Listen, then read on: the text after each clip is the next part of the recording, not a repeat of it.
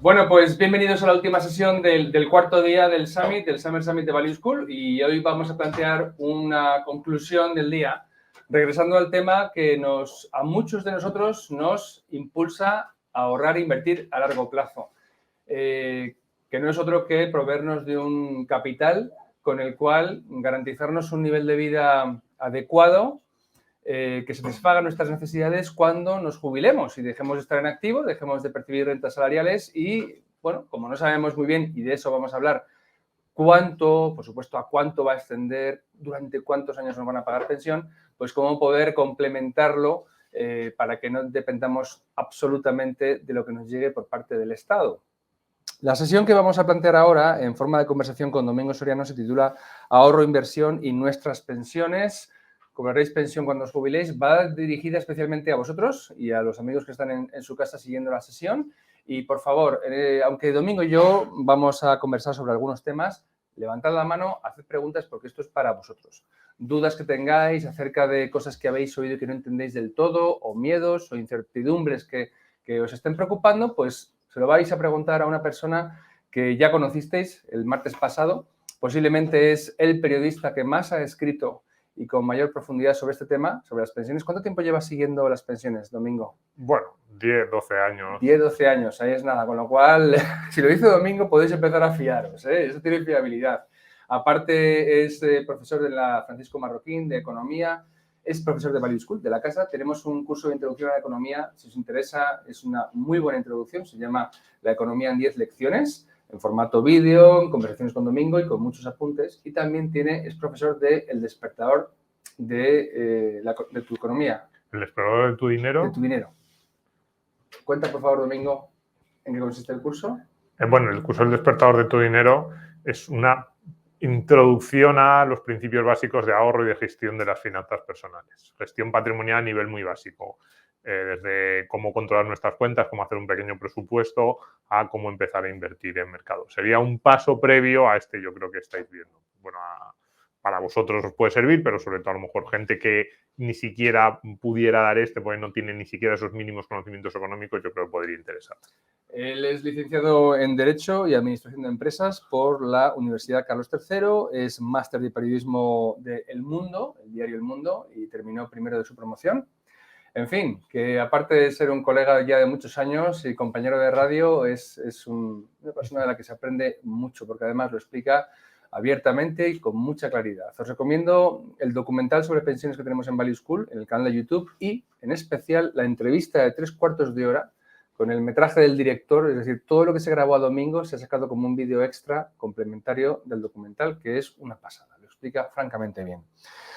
Domingo, vamos al grano. ¿Cobrarán pensión de jubilación del Estado los más jóvenes, es decir, nuestros 30 o 60 alumnos? Sí, pero a ver, pero no suenas muy convencido. No, pero no por el sí. Mi sí es muy rotundo, ¿no? Mi sí es muy rotundo. Pero lo que no es muy convencido, cuando me dijiste que ir a esta sesión en el Summer Summit, yo dije, o sea, no te dije que no porque ya nos conocemos desde hace mucho, pero dije, pero a estos chicos, ¿qué les importa? ¿O cómo va a ser la pensión en el año 2070? Vosotros habéis nacido todos, me imagino, entre el año 95 y 2000, ¿no? Más o menos debéis estar ahí, en ese entorno. Por ahí. Pues os vais a jubilar a partir del año 2065, 2070, de aquí a de aquí a 2070, que faltan casi 50 años, puede haber tantos cambios, cualquier país, desde luego España, pero pensad en cómo era cualquier país del mundo hace 50 años y lo que eso supone. Entonces yo en eso no me preocuparía mucho. Yo esta segunda parte, ahorra, invierte y despreocúpate, sería mi consejo para la gente de vuestra edad. Ahorrar y invertir, yo creo que es bueno porque es bueno en sí mismo, porque os va a dar libertad a vosotros, cuando siempre lo decimos, ¿no? Cada euro ahorrado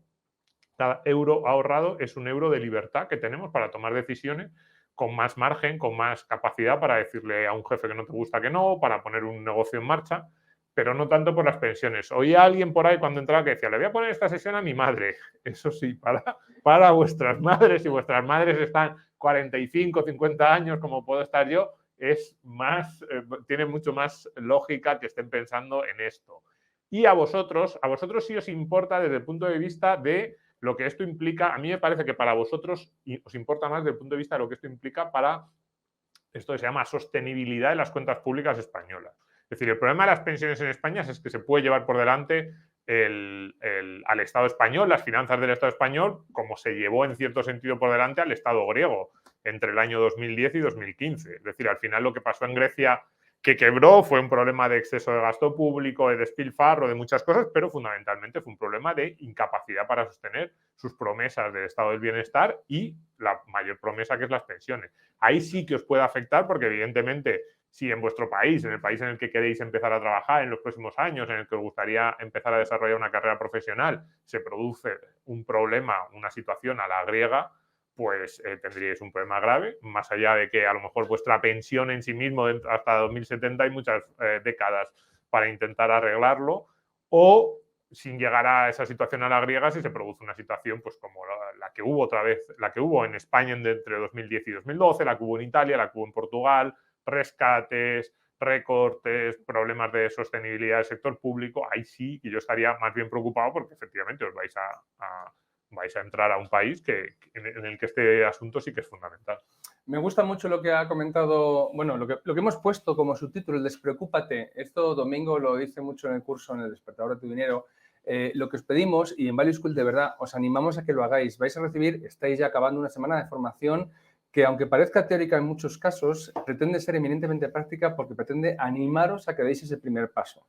Y Domingo y yo lo hemos comentado en el programa muchas veces, lo que os va a llevar es que te preocupes durante una tarde en poner en orden esas finanzas, ese colchón de emergencia, esas cuentas automatizadas que veíamos con José Trecet, ese primer fondo de inversión o cartera de fondos que ya hemos visto con Indexa, con Cobas, con quien queráis, Magallanes, habéis conocido a Santi Domingo esta mañana, para que os despreocupéis durante las próximas 2 décadas. A lo mejor te preocupas una tarde y te despreocupas 2 décadas. Y ya a los 40, pues ya a lo mejor, o a los 35, si quieres tunear un poquito la estrategia porque hayas visto unos resultados a largo plazo, lo haces. Pero estamos hablando de esto, es decir, despreocuparos, ¿verdad? Es muy práctico. Sí, eso es. Yo como consejo de inversión a gente de vuestra edad, pues eso, empezar a invertir en bolsa, empezar a meter dinero en renta variable. Si sabéis más, pues empezar a hacer vuestros pinitos de una tesis. Si no sabéis, pues un fondo de inversión. Ese es el consejo que damos nosotros todos los fines de semana en Tu Dinero Nunca Duerme. Es el consejo que damos en el curso y aquí a 20 años os va a salir bien. Y es lo que practicamos. Y es lo que practicamos y es lo que a mí me habría gustado que me dijeran con 20 o 22 o 25 años. Es decir, yo empecé a invertir con 28 o 30 años y lo único que me arrepiento en ese, y además mi inversión es muy poco sofisticada, yo meto dinero en los fondos más convencionales que os podéis imaginar, los que conoce todo el mundo, los fondos value españoles y ya está. Y yo lo único que pienso es, si yo hubiera sabido esto en vez de con 28 o con 28 o 30, más bien 30, con 18 o 20 hubiese llegado a esos 30 con un capital que ahora me seguiría generando réditos y pues tendría mucho más. Es una pena no haberlo sabido antes. Oye, Domingo, ayer tuvimos a Gregorio Hernández que con mucho énfasis y mucha vehemencia pues explicó insistió en que era una estafa piramidal el sistema de pensiones, que no existía realmente sistema como tal, que incluso decía lo que cobran como pensión los jubilados son subsidios. Se empeñaban en llamarlo subsidio de pensión. Vale, eso yo creo que quedó bastante claro. Ahora yo te voy a preguntar por ciertos argumentos que se esgrimen en los medios de comunicación en cuanto a las soluciones de esto que, como ha dicho Domingo, quizá a vosotros es que ni os vaya a tocar. Pero bueno, para que os dé cultura general. Las pensiones nos las van a pagar los inmigrantes. El tema es un problema de... Yo he oído una sonrisa por aquí. Se dice. Tenemos que atraer inmigrantes que paguen las pensiones. ¿Eso es una solución de verdad, Domingo? Bueno, puede ser una solución. Hay muchas trampas en ese argumento. A mí es un argumento, me parece muy tramposo, muy peligroso además. Me parece peligroso desde el punto de vista moral, filosófico, casi de político. Pues claro, tú dices, las pensiones nos las van a pagar inmigrantes. Entonces tú lo que estás apelando es que la única razón por la que permites inmigración es porque ofrezca un saldo neto positivo para las arcas del Estado. Entonces, rápidamente, la respuesta a eso es, pues, expulsa a todos los inmigrantes que no tengan ese saldo neto positivo. Claro, dices, entonces cualquiera que esté cobrando un subsidio, échale, porque ya no está cumpliendo el objetivo para el que en teoría le habíamos traído. Entonces, esto puede generar unos problemas sociales, políticos. A mí me parece muy feo ese tipo de planteamiento general, ¿no? Pero es verdad que se hace mucho. Pero a ver, los 2 o 3 gráficos que teníamos de... vale, este es el de migraciones, el de inmigración. Vamos a ver. Vale, hasta aquí. Estos son los gráficos, o sea, tampoco no he hecho una presentación, lo que preparé fueron como gráficos sueltos con datos de pensiones. Esta es la tasa de dependencia de mayores, que es población en edad de trabajar respecto a población jubilada. Bueno, al revés, población jubilada respecto a población en edad de trabajar. Entonces vemos que estamos en 0,30, quiere decir que por cada persona mayor de 65 años que hay en España, hay 3 personas que están trabajando, que están en edad de trabajar, ¿correcto? Esa puede ser la situación actual. Y lo que va a ocurrir, esto claro, son proyecciones, por eso Eurostat y NEIREF, lo que son proyecciones de cómo va a ir la tasa de dependencia en el futuro. Lo que va a haber es cada vez más. No vamos a llegar a 1 a 1, a veces decimos, va a haber un pensionista por cada trabajador. No tanto, pero nos vamos a acercar. Y cuidado, esto es población en edad de trabajar. Es decir, si quitas a los que no están trabajando, vosotros ya tendríais edad de trabajar. Normalmente se coge población entre 20 y 65 años frente a población de más de 65 años. Pues, claro, los estudiantes no cuentan o personas que no estén trabajando no cuentan. Con lo cual, sí que es verdad, si se cumplen, que ahí alrededor del año 2050 estaríamos casi en 1-1, un trabajador por cada pensionista. Bien, pero voy con inmigración. Esto lo pongo aquí, aunque será una de las gráficas que más veremos en la charla. Esto incluye siempre mucha inmigración. Mucha inmigración. Es decir, no pensemos que es, bueno, estas serían las proyecciones en la situación actual. Si solo los habitantes actuales de España fueran envejeciendo con una cuestión de la evolución demográfica convencional. No, no, no, esto es evolución demográfica convencional de los habitantes actuales de España más mucha inmigración. De hecho, la IREF plantea en alguna de las trabajos, antes de que Escrivá fuera ministro, llegó a plantear la entrada neta de 10 millones de personas de aquí a 2050. Entradas netas, es decir, cuentas también los que se van, netos 10 millones. Y Eurostat y el INE no cuentan tanto, pero ninguno baja de 5 o 6 millones de entradas netas de aquí a 2050. Entonces, digamos, despegue o esta forma de que se dispara la tasa de dependencia, va a haber cada vez menos población en edad de trabajar respecto a población jubilada, incluye mucha inmigración. Entonces, esto lo vemos aquí, no en la Edad Media, aquí.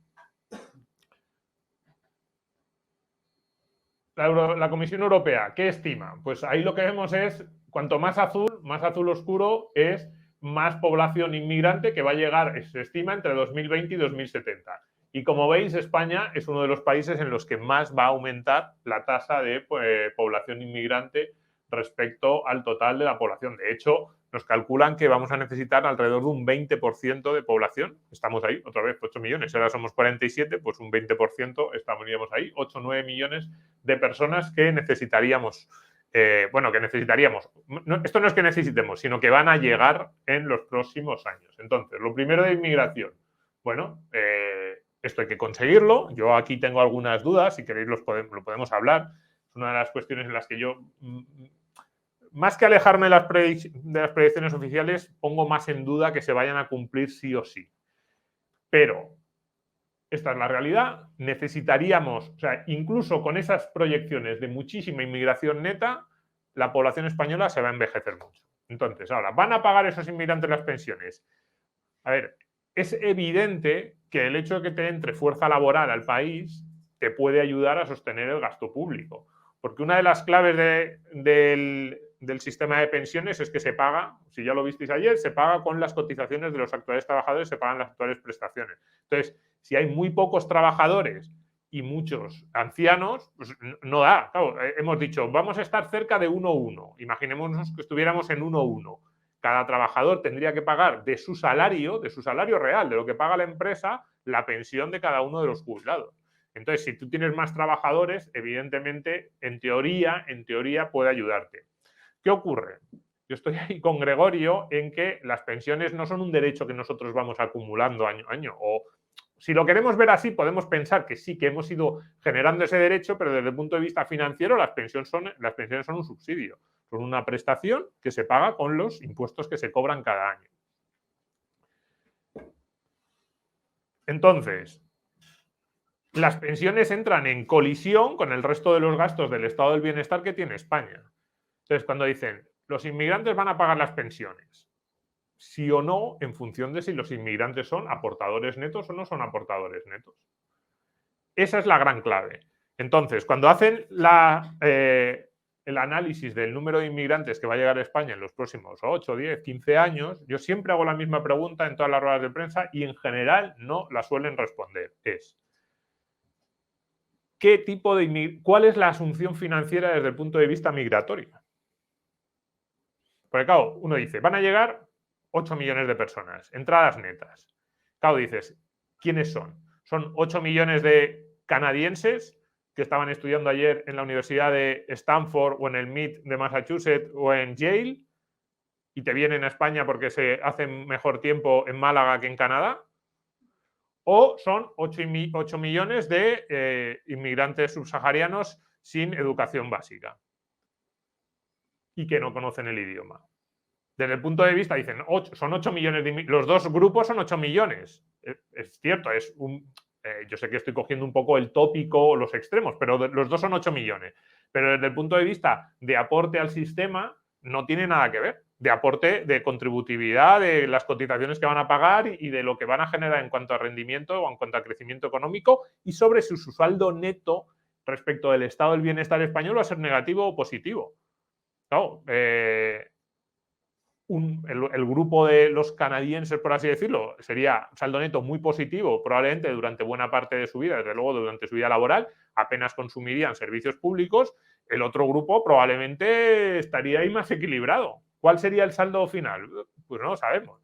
Entonces, la asunción que hace, ya aquí nos metemos en cuestiones más técnicas, pero después de preguntarlo mucho, lo que me han venido a decir o la intuición que yo he venido a obtener es que lo que están haciendo es que calculan que va a haber un reemplazo en términos de 1-1, tipo de trabajador que se jubila, tipo de inmigrante que nos llega. Es decir, calculan que el inmigrante medio que vamos a ser capaces de atraer va a tener un nivel de productividad, de salarios y de cotizaciones similar al trabajador medio español que se jubila. ¿Eso es verdad?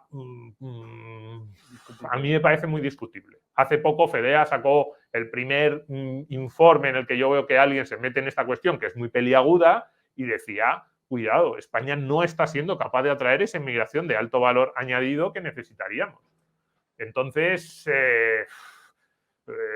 no va a ser fácil, porque, claro, a ti se te jubila un ingeniero que está cotizando 3.000 euros y dices, no, pero lo sustituimos con alguien nuevo, ya sea joven, sea inmigrante. No lo puedes sustituir con alguien al azar, lo tienes que sustituir con alguien que cotice lo mismo, pues si no el sistema se te descalabra. Y si encima esa persona no solo entra en contradicción en el sentido de que cotiza menos, sino de que se está, digamos, tiene derecho a prestaciones sociales al margen de las pensiones, como ya decimos, como las pensiones no son un subsidio al margen, sino que forman parte del dinero que sale de la caja del Estado, pues evidentemente entraría en contradicción. Entonces, ahí España tiene un reto. Yo creo que España tendría posibilidades de atraer inmigración de mucha calidad, inmigración de alto nivel, de alta cualificación, y además eso les permitiría integrar inmigración de menos cualificación con más normalidad. Pero ¿está generando la economía española condiciones para hacerlo? ¿Estamos creciendo lo suficiente? Es que para mí, o sea, el problema para mí el problema de las pensiones, fíjate, en realidad gira en torno a esta pregunta. Si estamos siendo capaces de generar las condiciones de que te vengan trabajadores o de que se incorporen trabajadores jóvenes de alta cualificación. Porque seguimos siendo un país, además, de bajos salarios y altos impuestos. Y muy baja productividad. Los salarios son muy bajos porque la productividad de la economía española es horrible, del trabajador medio. Y pensad también, lo he dicho de pasada a domingo, pero esos inmigrantes tan variopintos que nos van a llegar, a su vez van a generar un derecho a percibir pensión, con lo cual tendríamos que estar incorporando 8 millones de inmigrantes pues continuamente, porque esa gente, pues bueno, también va a y aquí no entramos en cuestiones sociales o cuestiones políticas. Aparte. O sea, yo estoy hablando puramente, o sea, yo esto siempre lo hago desde un punto de vista estrictamente financiero. Luego estaría la cuestión social de la integración. Oye, integrar 10 millones, ahí, ese 21% son 10 millones de personas. Integrar 10 millones de personas en medio siglo no es fácil. Algunos países lo han conseguido bien, otros han tenido más problemas. Nosotros hasta ahora, España es uno de los países en los que ha sido más exitoso.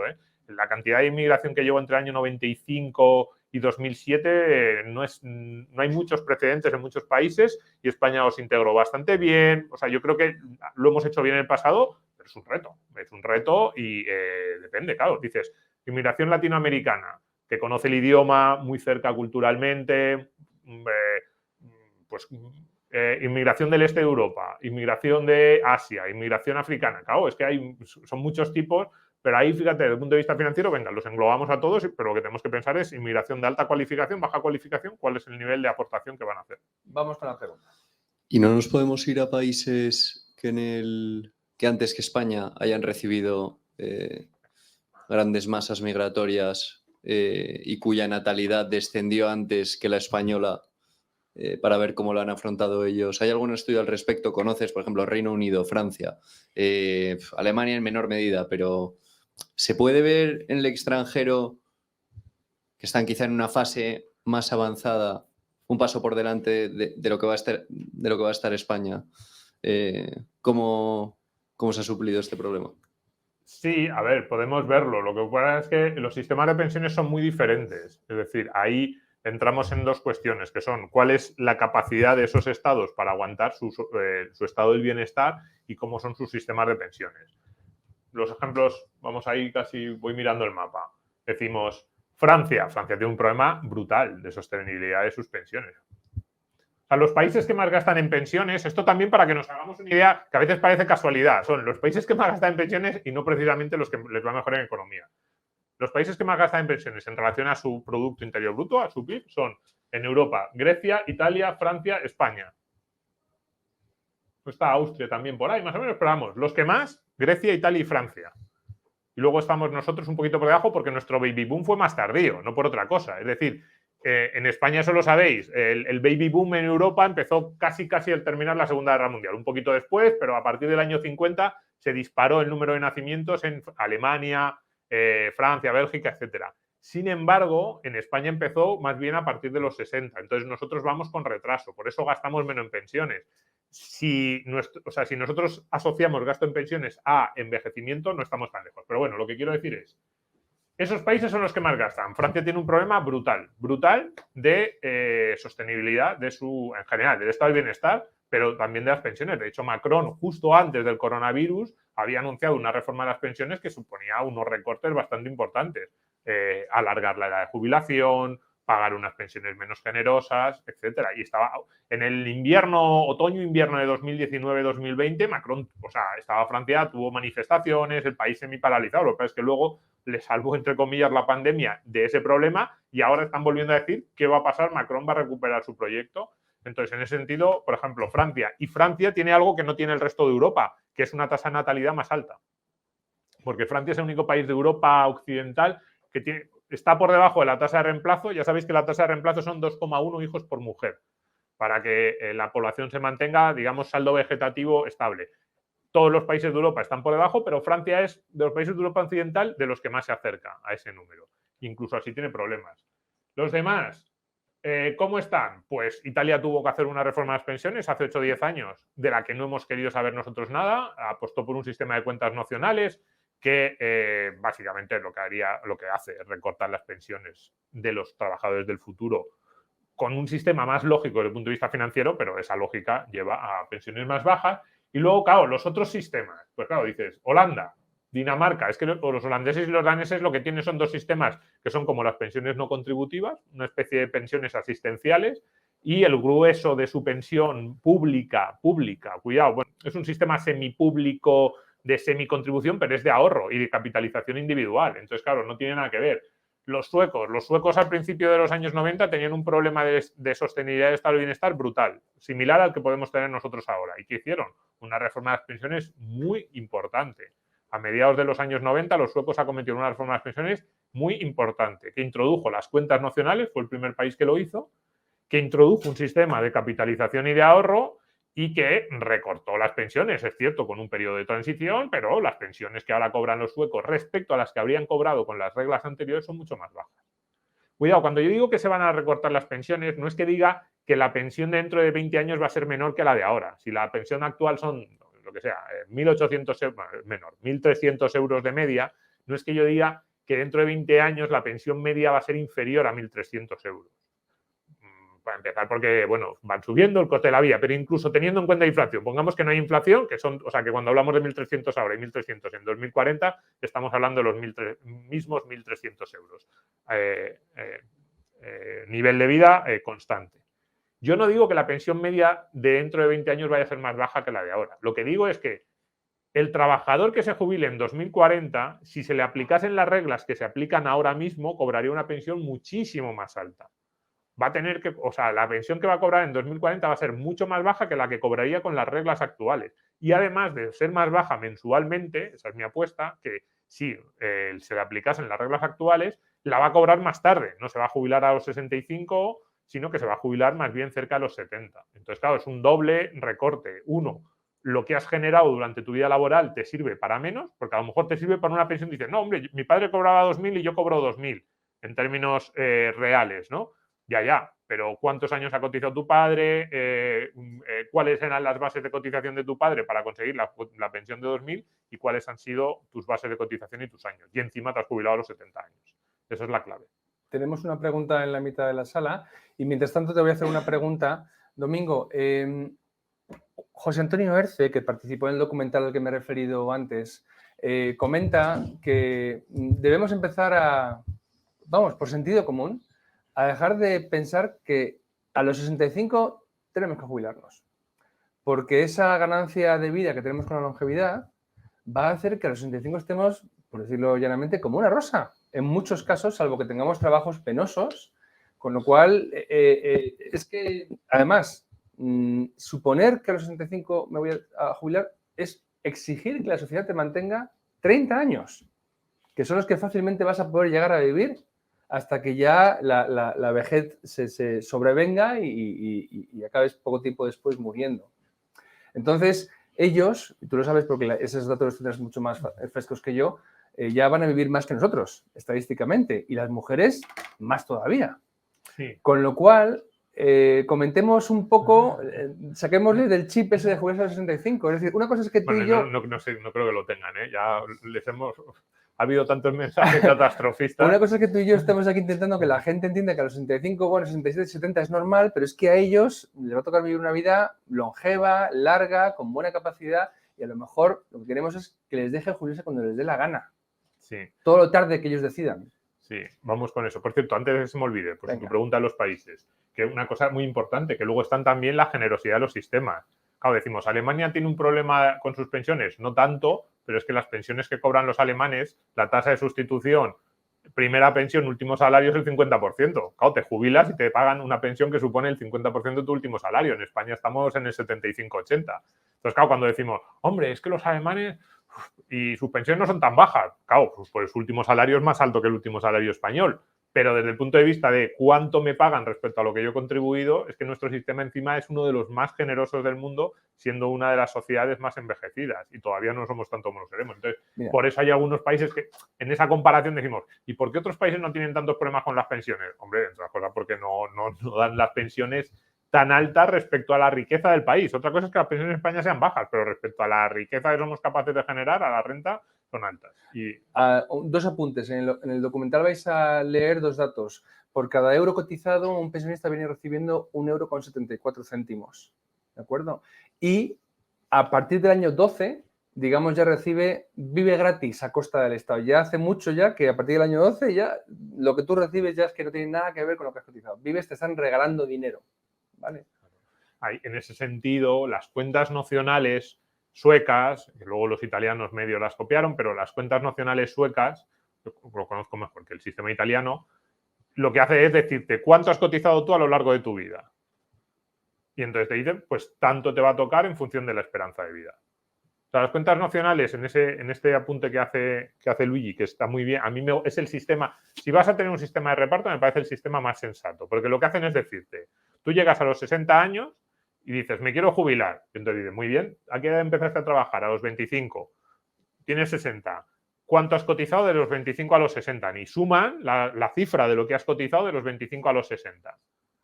Actualizado, evidentemente, con una tasa de descuento, con un tipo de interés, pero actualizado, pero básicamente dicen, muy bien, tú has cotizado tanto dinero. Muy bien. Lo que sea, 200.000 euros. Tienes 60 años, sí. ¿Cuánta esperanza de vida tienes? Oye, pues Suecia es uno de los países con mayor esperanza de vida del mundo. Te quedan 30 años de esperanza de vida con 60 años. Muy bien. Entonces, si tienes 200.000 euros, en esos 30 años te dividen 200.000 entre 30 años y ya tienen tu mensualidad. Te van a pagar como pensión lo mismo que tú has cotizado. Entonces, claro, ¿qué pasa? Que normalmente es muy poco. Claro, tú a los 60 años dices, oye, pero es que entonces me queda una pensión de 500 euros. Ah, ya, es que te quieres jubilar a los 60 y te vas a morir con 90. Entonces dices, ¿y si me jubilo a los 70? Entonces te dicen, un momento, si te jubilas a los 70, la película cambia. ¿Por qué? Porque la bolsa ya no son 200, a lo mejor son 300, tienes 10 años más para cotizar.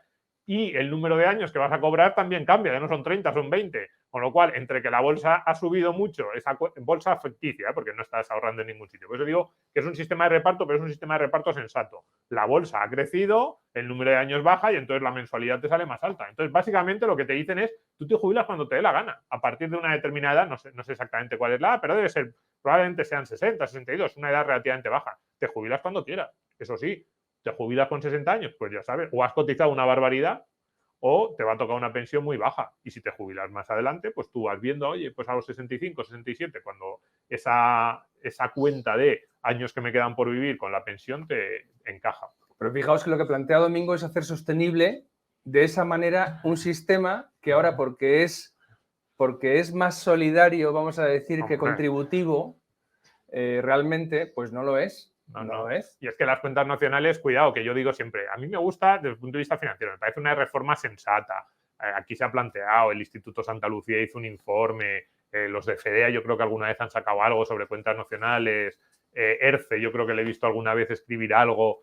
Es sensato, pero saldría recorte para el 90%. Claro. Quiero decir, es sensato, pero sabemos lo que implica. Cuentas nacionales, si tú haces como decía Luigi, la mayoría de los pensionistas que se jubilan ahora van a recibir más pensión de lo que aportaron como cotización. Entonces, las cuentas nacionales tiene lógica, pone mejor, o sea, sitúa mejor los incentivos del trabajador, hace que la edad de jubilación pues eso, normalmente tienda a alargarse un poco con lo que decía antes Luigi, no tiene mucho sentido que nos sigamos jubilando a los 65, pero lo hace recortando la prestación mensual. A los 65 años no nos jubilaríamos con pensiones como las actuales ni de broma. Entonces eso hay que saberlo, vamos, no podemos vender la moto, ¿no? Las cuentas nacionales, ¿cómo cuadran financieramente? ¿Qué? Sí, es muy bonito. O sea, desde el punto de vista financiero está bonito matemáticamente, pero es recortar la pensión. Y lo que decía de los 65 años a mí me parece muy importante. A ver, pero ya no con las pensiones. Nosotros a lo largo de nuestra vida, yo creo que esta es la visión que tenemos que tener. Nosotros, en teoría, deberíamos producir lo que consumimos. Durante los 20 o 25 primeros años de nuestra vida, nosotros no producimos nada y son nuestros padres los que nos proveen, nos mantienen. Luego nosotros trabajamos desde los 20, 25 hasta los 60, 65, 70 y ahí producimos más de lo que consumimos nosotros, porque ahí estamos manteniendo probablemente a nuestros hijos y luego incluso muchas veces ayudando a nuestros padres. Y luego cuando nos jubilamos, pues nos ayudan otra vez a través de nuestros hijos que nos ayudan o a través de esos impuestos. Nosotros ya no estamos aportando a la economía productiva, pero nos sostienen las pensiones. Entonces, la cuenta de una persona normal, para que sea justo, debería ser más o menos, oye, yo a lo largo de mi vida he consumido lo que he producido, pero solo he producido durante 40 o 45 años. Entonces, claro, si nosotros nos jubilamos con 65 años, nosotros ya empezamos a trabajar mucho más tarde que nuestros abuelos. Vosotros sois más jóvenes, pero mi abuelo que nació en 1913, con 15 años estaba harto ya de trabajar. Probablemente con 10 o 12 años no acabó ni la enseñanza primaria. Sabía leer y escribir con dificultades. O sea, el tipo ahí, agricultor y vamos, yo siempre lo digo, no puedo estar más orgulloso de él precisamente por eso. Alguien que apenas sabía leer y escribir, su hija a la universidad, todos sus nietos, claro, eso es la historia, pero con 10 y 12 años estaba trabajando y se jubiló con 65. ¿Él produjo a lo largo de su vida lo que consumió? Pues probablemente más o menos, unas pensiones relativamente generosas que tuvo, pero más o menos. Claro, si yo empiezo a trabajar como empecé yo me hago mi universidad, me hago un cursito de inglés, no sé qué, me empiezo a trabajar con 26, no me acuerdo cuántos años tenía, pero sí, por ahí, 26, 27 años. Me jubilo a los 65 y me muero con 95, o sea, he estado trabajando de los 25 a los 65, 40 años y vivo 95. ¿Quién ha pagado los otros 55 años? Porque alguien nos tiene que pagar. Claro, la comida no sale gratis. Alguien tiene que estar pagando eso. Entonces, efectivamente, los que vivimos en una época en la que nuestra esperanza de vida es más larga y además tendemos a empezar a trabajar mucho más tarde, porque ya no empieza a trabajar, ya no con los 10 o 12 años que empezó mi abuelo, con 14, 16 años, ¿quién empieza a trabajar ya? Pues muy poca gente, muy pocos españoles. Bueno, con 14 ya directamente es ilegal. Cuando yo tenía 14 años era legal trabajar. Con 14 años ya es ilegal. Pero ¿quién deja los estudios con 16 y se pone a trabajar? Pues muy pocos. Entonces, claro, tenemos que sostener una vida que cada vez es más larga y parece que queremos trabajar cada vez menos. Yo también lo he querido, yo también empecé a trabajar más tarde. Eso desde el punto de vista de sostenibilidad, ya no del estado de bienestar, sino en general de nuestras vidas, es que no es sostenible. No podemos. Vamos con la pregunta. Sí, yo tenía una pregunta que yo me planteo muchas veces. ¿Por qué no ayudamos a relajar pues estos pagos que se supone que nos van a hacer una vez nos jubilemos con una educación financiera que se dé desde antes? Es decir, yo espero no tener que depender solo de lo que tenga que generar mis hijos y mis nietos para yo vivir una vez me jubile. ¿Por qué no se está haciendo ahora, no se está incentivando una educación financiera desde temprana edad para recibir no solo esas ayudas, que entiendo que pueden ser compatibles las dos, sino tú pues empezar a ahorrar, empezar a invertir y tener unas ganancias extras, aparte de esas pensiones que entiendo que si todo el mundo consiguiera ahorrar más, se podrían reducir y no tendría un impacto tan grande como reducirlas ahora mismo? Sí, eso es verdad. Uno de los problemas que tiene España es que es uno de los países en los que menos se ahorra y menos activos financieros hay en poder de las familias y en el que hay más porcentaje de gente que depende única y exclusivamente de la pensión pública para su mantenimiento, para su sustento mensual entre las personas mayores. Efectivamente, si hubiese más ahorro en España sería menos traumático. A ver, habría problemas igualmente, porque a nadie le gusta que le recorten y esa retórica de los derechos, pero efectivamente si hubiese más ahorro en España sería menos traumático, pero el caso es que no lo hay, es difícil. También desde el punto de vista de la legitimidad política, a los políticos les cuesta mucho incentivar el ahorro porque parece que cuando incentivas el ahorro estás socavando, estás diciendo que esto de las pensiones entonces es falso o que no se va a cobrar pensión. Cualquier afirmación, o sea, yo a la pregunta de Luigi del principio, ¿vais a cobrar pensión? Ya diciendo que de aquí a 2070 ya veremos, pero yo a todo el mundo le digo sí. O sea, es imposible que no haya pensiones públicas de aquí a 2035, 2040, 2050. Yo cuando la gente dice, es que yo no voy a cobrar pensión, digo, ¿pero quién te ha dicho eso? No, es que los medios, digo, no sé en qué medio lo has escrito, desde luego yo no lo he escrito nunca.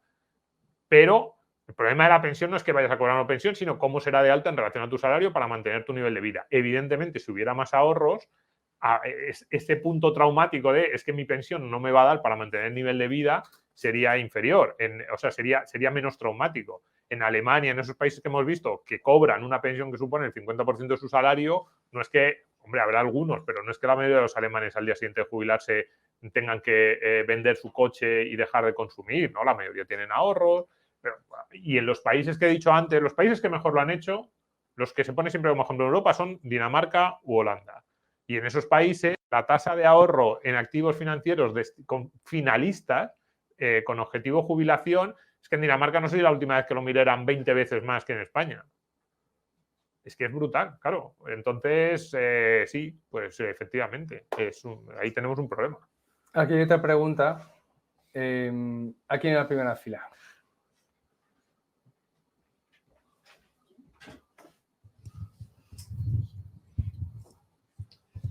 Sí, hay aspectos del estado de bienestar, educación pública, sanidad pública, que puedo entender su justificación, su origen. Puedo tener mis reservas y compartirlo en parte o tener mi opinión personal, pero las entiendo. Entiendo que pueden tener una justificación.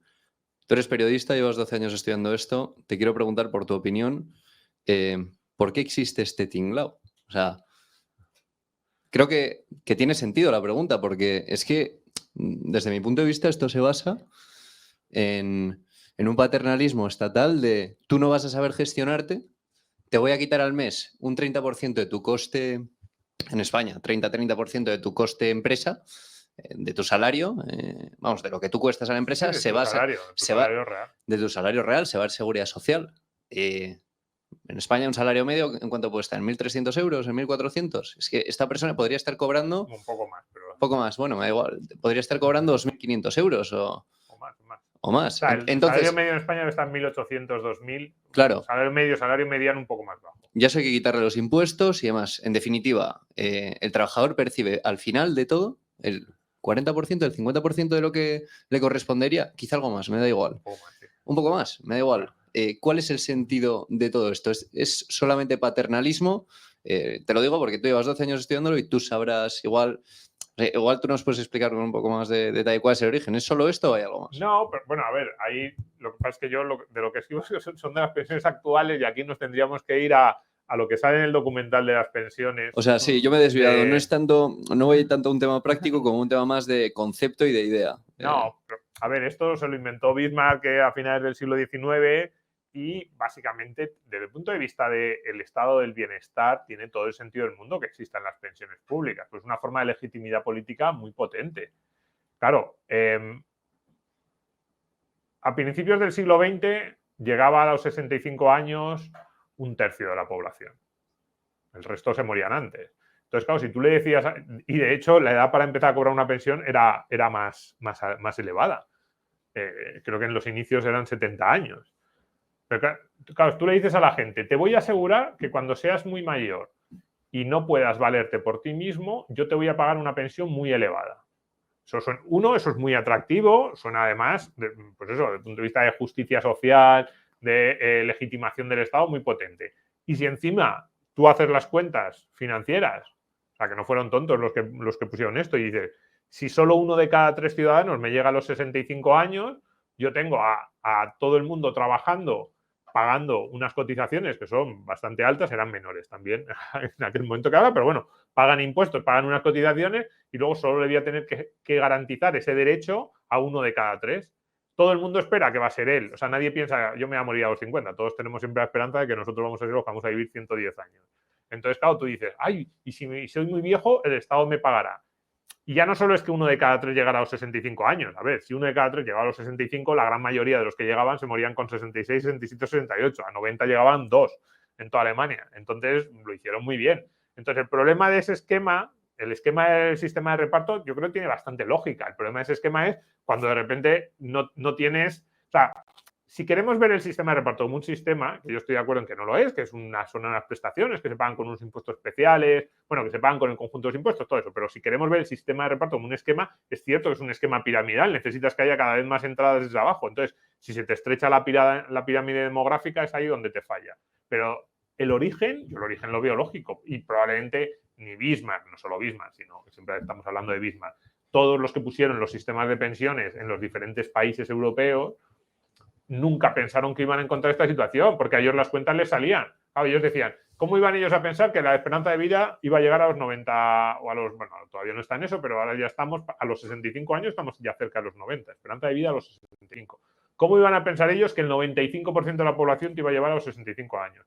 ¿Cómo iban a pensar ellos que el número de hijos por mujer iba a pasar de 4 y pico a 1,3 que tienen ahora mismo las españolas? ¿Cómo? Claro, es que ni se lo imaginaban. Entonces, para ellos esto era, tenía bastante sentido. Esto lo puedes entender en una sociedad del siglo XIX donde el 70% de la población es ignorante y no sabe gestionar su dinero y no tiene capacidad de ahorro. Hoy en día...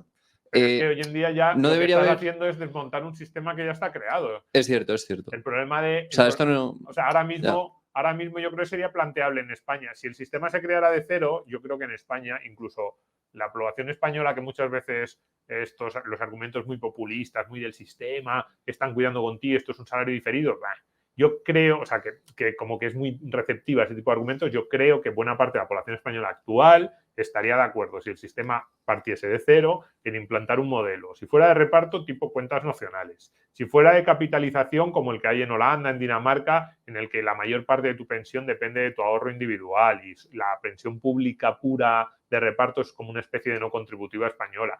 Ahora sí, pero el problema es que ahora la gente dice, oye, durante 40 años yo no he ahorrado porque me has dicho que iba a cobrar una pensión, ahora me he jubilado, tú ahora me tienes que pagar una pensión con lo que están pagando, con lo que están cotizando los trabajadores de la actualidad. El problema ahora sería la transición, eso es lo que sería muy costoso. Sí, sí, sí. Dicen que Aznar, a mediados de los 90, tuvo una propuesta encima de la mesa para hacer una reforma un poco a la sueca, con una transición larga, inspirada en el modelo chileno, una especie de mezcla entre el modelo chileno y el sueco. Siempre se ha dicho eso, que el hermano de Piñera, del presidente chileno, de José Piñera, que era el que diseñó un poco el modelo chileno, que le planteó a Aznar un esquema para hacer esa transición en España en el año 96. Han pasado 26 años ya. ¿Habría salido bien? Pues yo siempre he pensado que sí, que en aquel momento todavía teníamos margen, pero ahora tenemos muy poco margen para hacer esa transición. Es que ahí tenemos muchos jubilados a los que hay que pagarles mes a mes. Y eso, claro, si tú le dices a la gente, no, ahorra por tu cuenta, te dicen, ya. ¿Y quién paga ese 30% de cotizaciones? ¿Dejamos de pagarlo? Y entonces, los pensionistas de la actualidad, ¿de qué comen?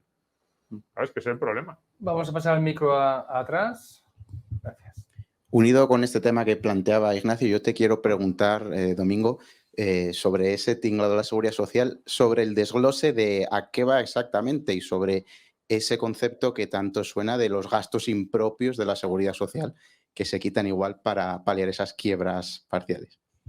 Sí. Bueno, esto tenemos que volver, ¿eh? Esto en realidad es lo más importante, que todos tengamos en cuenta.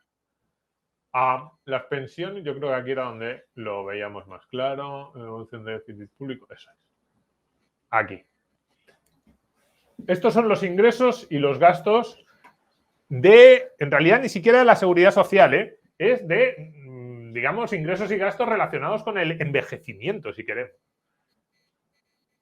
Los gastos, que son estos de abajo, pues ahí los vemos.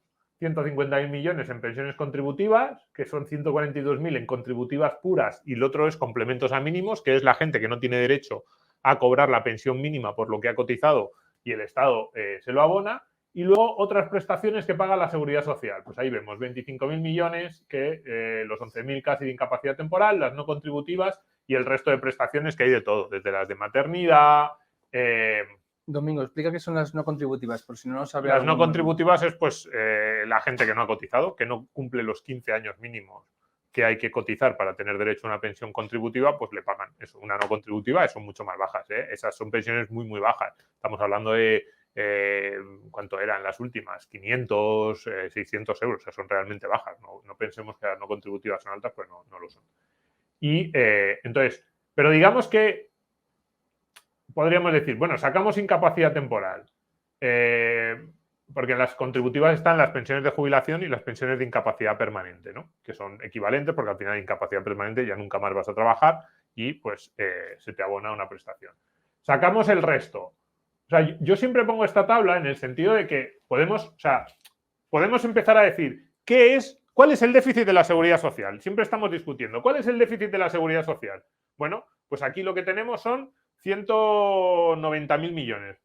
Se me olvidó copiar el último recuadro, pero son 190.000 millones.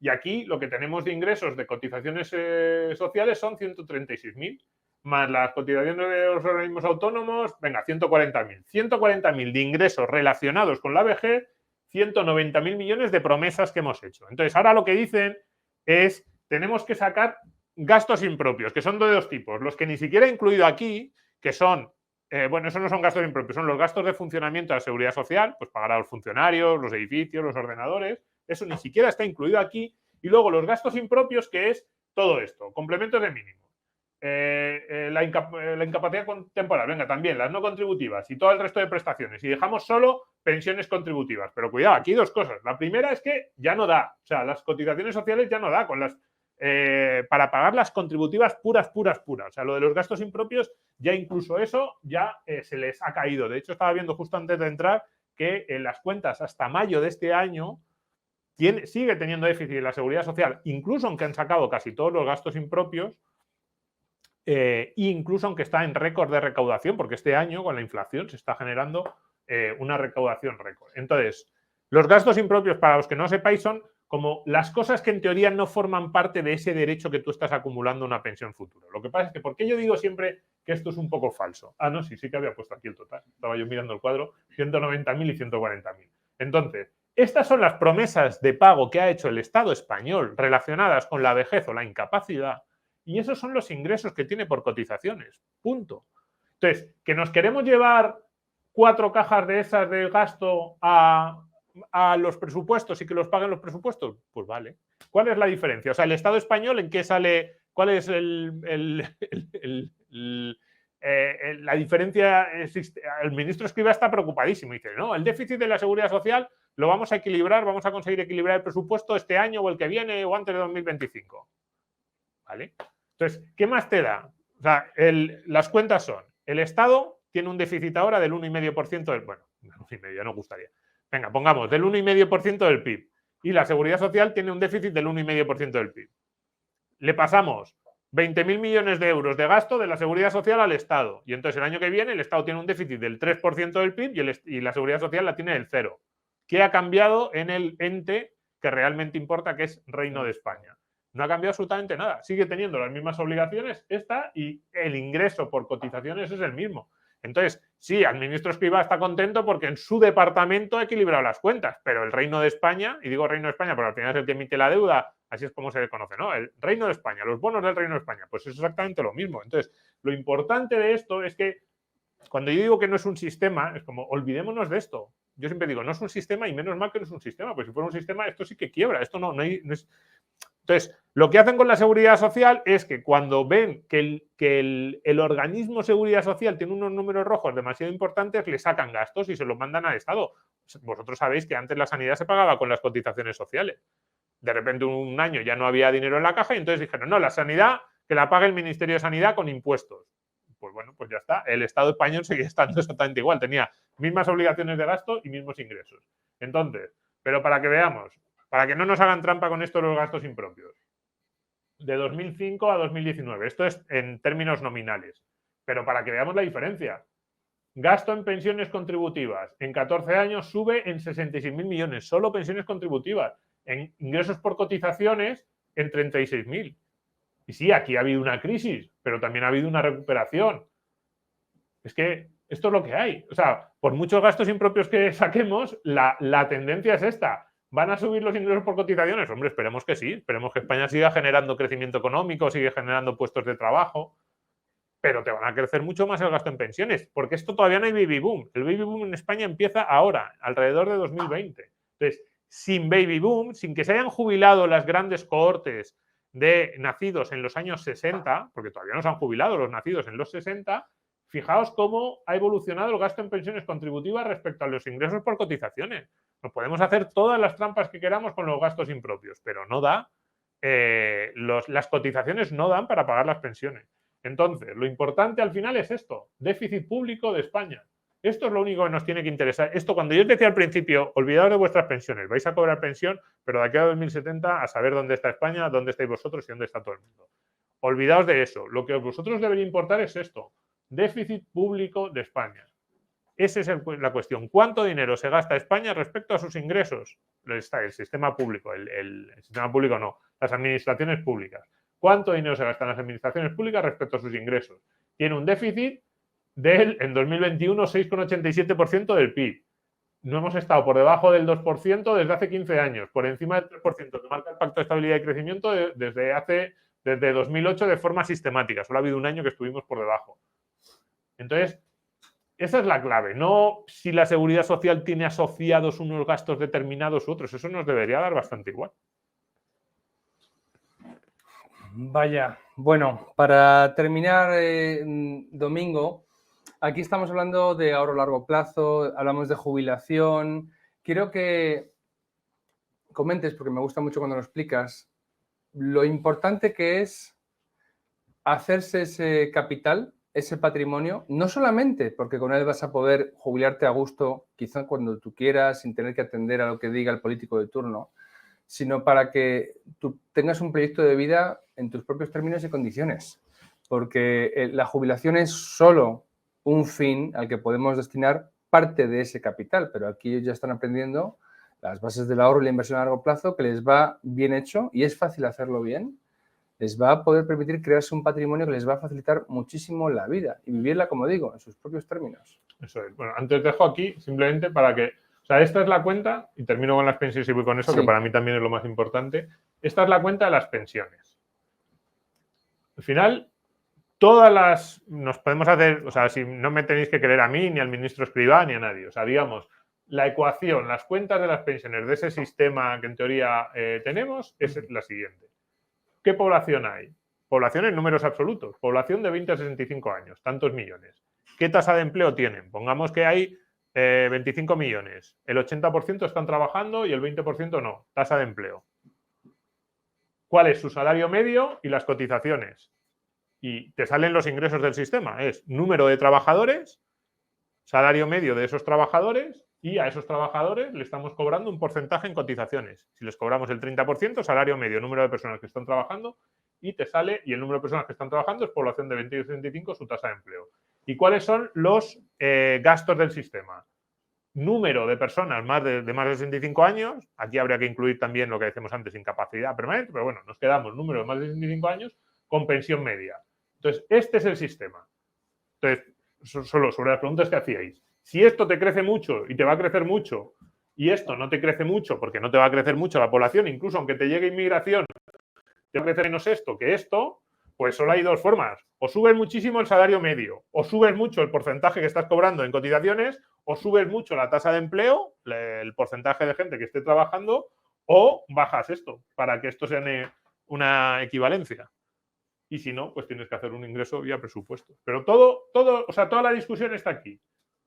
Ahora sería como demasiado rápido empezar a mirarlo todo, pero quedaos con esa cuenta. Todas y cada una, o sea, toda la discusión sobre qué va a pasar con las pensiones está ahí, en esa ecuación, y en si somos capaces de mantener el equilibrio entre los ingresos y los gastos. Domingo, y que tengan claro que esto significa bien recortes de partidas desde donde vamos a derivar gasto que retiramos de unas para sumarlo a otro y sabemos que no quieren recortar nada, ¿vale?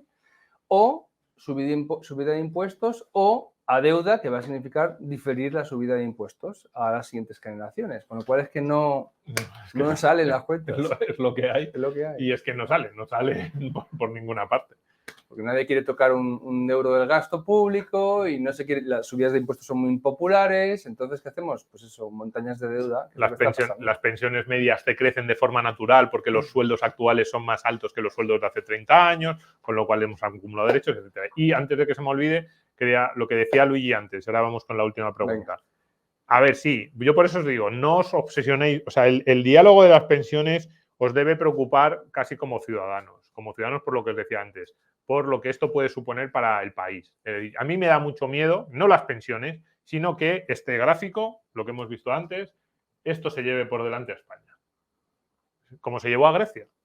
O sea, al final los griegos, ¿qué les pasa a los griegos? Mucha gente dice, pero ¿y lo que pasó en Grecia fue tan grave? Pues depende de lo que consideremos grave. Grecia era un país que hace 20 años tenía una renta per cápita inferior a la española, pero no tanto.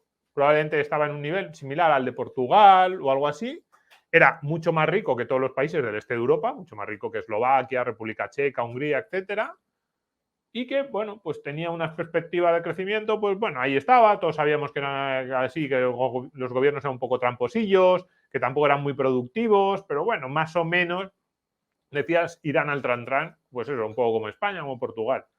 Entonces, ahora mismo, Grecia lleva 15 años de estancamiento económico. Ya es uno de los países más pobres de la Unión Europea, ya está más cerca Grecia en renta per cápita de Bulgaria, a lo mejor no, pero Bulgaria es muy, muy pobre. Pero de Rumanía está más cerca ya Grecia que de Alemania, Holanda, desde luego. Y es más, tiene menos renta per cápita que todos los países del este de Europa que nos están alcanzando a nosotros también, a los españoles.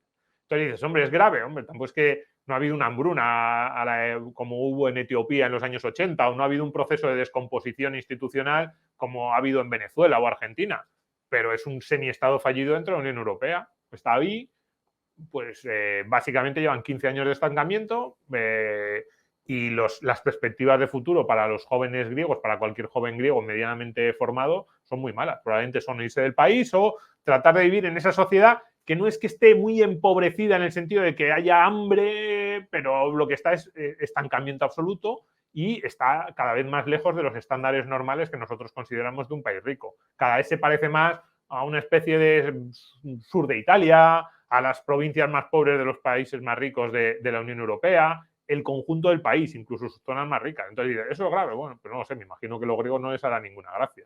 Entonces, ese es mi miedo respecto a las pensiones, que esto acabe con España en una situación, pues eso, o como Italia. Es que vosotros sois muy jóvenes, pero Italia en el año 80 era un país mucho más parecido a Alemania que a España. Y muchísimo más parecido a Alemania y Austria. Los italianos se creían que ellos iban a ser ricos como los alemanes y como los austriacos.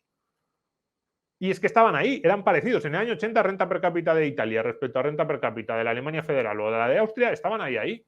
Y ahora mismo Italia está a la mitad de renta per cápita que esos países. Llevan 40 años estancados. Entonces, para mí el problema de las pensiones es ese, que dentro de 30 años vosotros digáis, que vivo en Italia.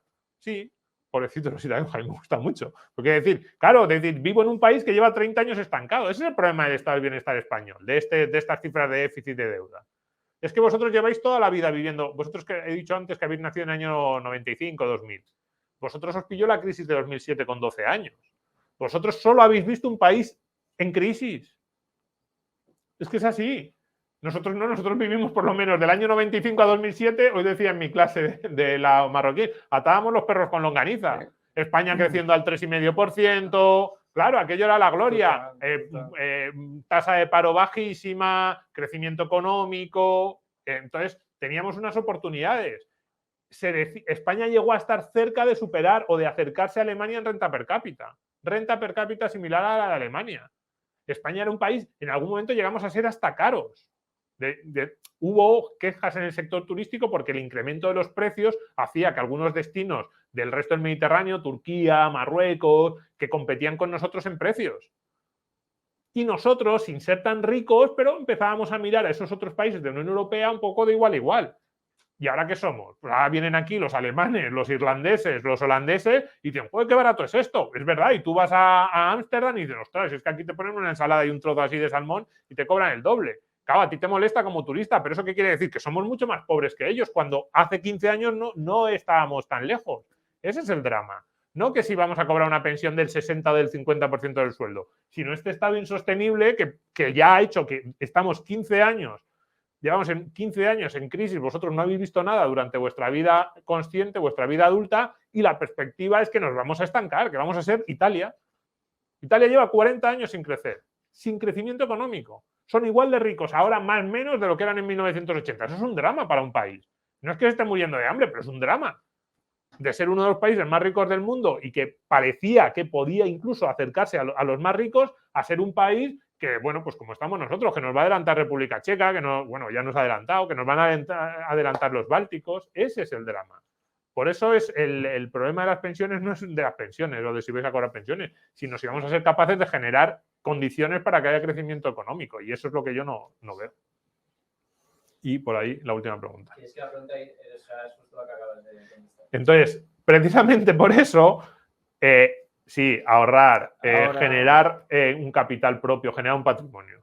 Yo lo único que, el consejo uno que le doy a todos mis alumnos en el curso del despertador, cuando doy clases de finanzas es, haceos vuestro propio balance personal. ¿Sabéis hacer un balance? ¿Vosotros sabréis hacer vuestro balance? ¿Qué activos tenéis? ¿Qué pasivos? ¿Qué neto? Que sé que en muchos casos yo con vuestra edad sería 000, probablemente, o un poquito que tenía en la cuenta y poco más. Pero eso, hacérselo una vez al año y tener como objetivo que ese patrimonio crezca. Tener un patrimonio propio te da una capacidad de elección brutal respecto a no tenerlo.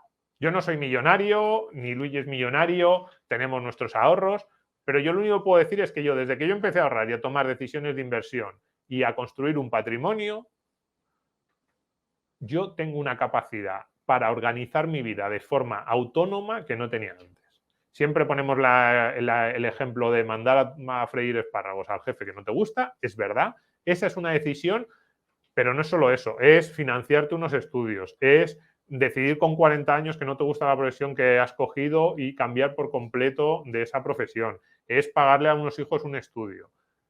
Patrimonio es libertad.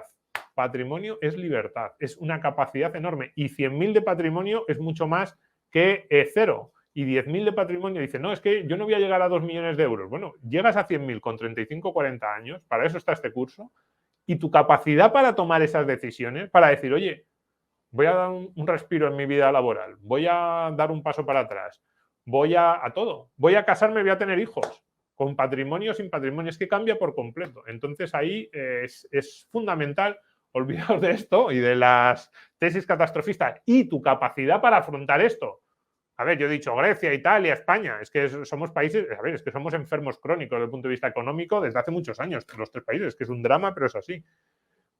Pero no todos los griegos están igual, ni todas las clases media griegas están igual. Tú eres clase media en Grecia y cuando te pilla la crisis de 2010, tú tienes un patrimonio ahorrado, tú tienes tu vivienda que es tuya, tú tienes 100 o 150.000 euros en activos financieros y no es lo mismo que si tú vives al día, gastas todo lo que ingresas, todo tu sueldo se te va en gastos y no tienes absolutamente nada ahorrado. O sea, no tiene nada que ver. Eres griego igualmente, ganas 2.000 euros tú como tu vecino, pero la situación de los dos es completamente diferente.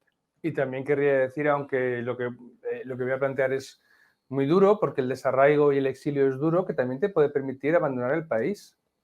Si la sociedad se descompone, si es un país donde tú ya vas a ser objeto de presa a abatir por parte del Estado, por tu patrimonio, porque ya dices, se acabó, no quiero ni pagar más, yo no soy paganí ni de nadie, por ejemplo, ¿no? El poder irte a otro país donde te traten mejor, donde te quieran tener como ciudadano y vivir un proyecto de vida sin que seas eso, ningún tonto al que toman por tal, pues bueno, lo puedes hacer con un patrimonio y te llevas a tu familia. Es muy duro porque te desarraigas y te alejas, pero se puede hacer.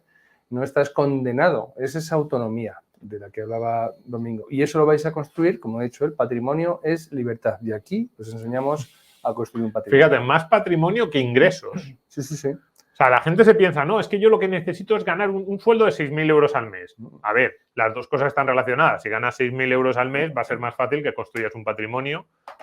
Aunque cuidado, hay mucha gente que gana mucho dinero que luego vive al día. No, muchísima. Pero para mí es mucho más importante el construir. Por eso siempre digo, balance, patrimonio. ¿Qué tengo? Activos, pasivo, neto. ¿Cuál es mi riqueza real?